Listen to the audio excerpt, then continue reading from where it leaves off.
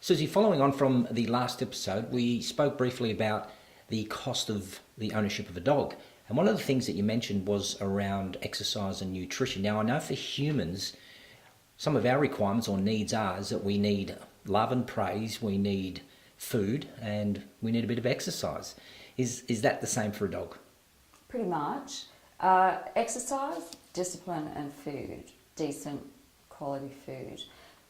Dogs perceive love, if I can say this, in a different way. So often what we look at as a human-based love is not the same for a dog. So if you want to show that you love your dog, you will do the right thing by them, not by you so much. It's not about, how you feel about how you take care of your dog. So overfeeding your dog, for example, every time the dog looks at you and you give it something to eat is not love. Feeding it the wrong kind of diet is not love. Giving it no exercise is not love. So to me, they're of equal importance, this food, exercise and discipline. Dogs love routine. They like to know where they belong, what's going to happen from day to day. And that's why when your dogs anticipate things with you, they know when you put those runners on that you're probably going to take it for a walk. And they get excited about that. And you should be thrilled to bits when your dog does that because it's watching you and it knows what's going on. And I think that it's formed a bond, and I think that's one of the loveliest things about owning a dog. Would you agree with the statement that a tired dog is a happy dog? Yes. Oh, if it's tired for the right reason. Yeah, for the right reason. Yeah, if it's had, a lovely run in the park and it's, if you can find a leash-free park, that's fantastic. Obviously everything's got to be right, you can get your dog back. But leash-free is fabulous because they get to express themselves. They're usually in a neutral environment, so it's generally quite safe. And I'm only saying that because I know sometimes that there are dogs in leash-free environments that have attacked other dogs, and that is horrible and it's frightening. But that's not common because usually they are in a neutral environment and it's quite relaxed and they've got plenty of room to get away, but nobody owns anything there. There's usually no toys and things like that can upset the apple cart. So you give your dog a really good run and it's happy and it's tired, you take it home and you give it a great meal, it'll just sleep there at your feet.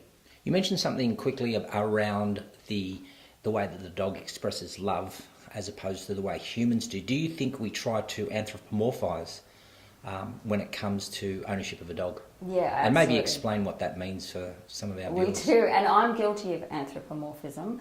I attribute human qualities to animals. My father's fault, and too many Jemima puddle duck stories. But, rabbits living in houses and all that sort of stuff. And a lot of people do that, and I will often hear people say they're my babies. And unfortunately then for the dog, they pay the price of, it's just misguided and misplaced. So I say to people, if you really love your dog, you will do for them and give them what they need rather than what you need. And in return, a happy, healthy dog that you're not carting off to the veterinarian every 5 minutes is exactly what you need. And that, to me, that's a perfect relationship.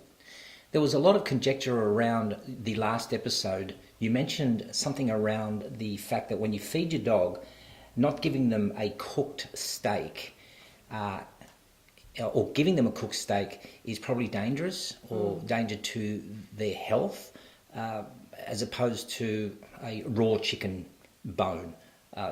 Why is that? Well, if you think about it, the dogs out in the wild, they're not going to find a barbecue with a steak on it, are they? So they will find a small rodent or some kind of game bird, and they'll eat everything, probably not feathers, but they will generally eat everything, gut content, all the icky bits and pieces, and it's raw, no one's cooking it for them.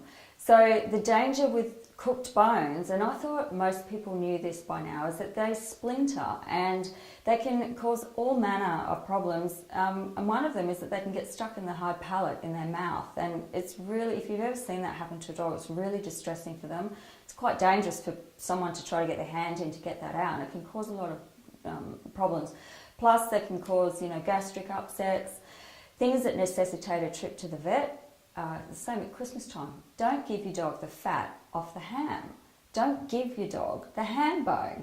It's way too much fat all in one go. They can get pancreatitis, stomatitis, they can die. It's really, really bad. Then, like I said before, they're not garbage disposals.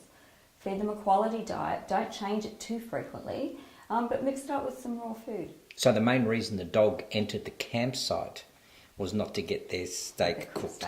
Look, it does smell good. Of course, they would love it. They love it, but they can't have it. Just don't do it. It's a recipe for disaster. And I know that there's lots of people who said, "Oh, we've always done that." That's luck, not good management. You're just lucky.